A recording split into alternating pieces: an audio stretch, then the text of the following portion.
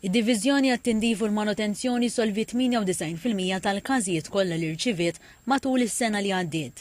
B'kollox daħlu aktar minn 23,000 rapport. Il-maġġoranza jiġifieri kważi 13,800 rapport bl-app Clean and Upkeep, segwiti minn telefonati u emails.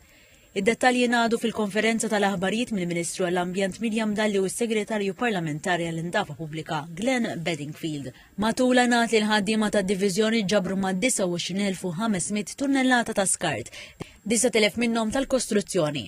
Ħareġ li mindu l-kontenituri tax-xorb bdew jinġabru mill-BCRS minn quddiem il-bib tad-djar tal-anzjani. Sa tlieta kienu nġabru aktar minn 1,100,000 kontenitur.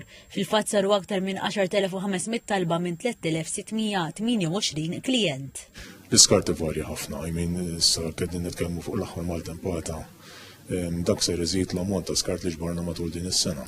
Ġbiss l-iskart li qegħdin naraw hemmhekk ma jitwalx 20,000 tunnellata fis-sena jkun ġeneralment ikopri dawk il-ħidma kollha li nkun qegħdin nagħmlu aħna tul is-sena. Żied li ċifra tal-2025 tirrappreżenta tnaqqis fuq l-2024. Kien hemm tnaqqis fuq is-sena ta' qabel, illa għaliex fis-sena ta' qabel konna bdejna niġbru il-materjal mirdu milli kien hemm fir-racetrack ta' li qed issir f'Ħalfar. Allura kellna surge, kellna żieda fi 2024.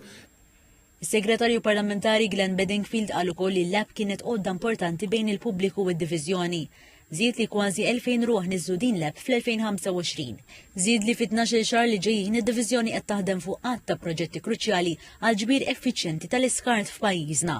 Se nibdu wkoll ġara darba ikun konkluż it-tender ikonna l-Smart Bins, se nibdu nittestjaw li huma underground bins ċerti lokalitajiet, se nkunu qegħdin nżidu nagħmlu sforz ikbar fejn tidħol il-manutenzjoni wkoll. Il-Ministru għall-Ambjent Mirjam Dalli qalet li dan ix-xogħol jiddependi fuq in-nies, komplet li x-xogħol tagħhom mhuwiex dejjem viżibbli, iżda l-effett tiegħu jinħass minn kulħadd u f'kull rokna tal-pajjiż.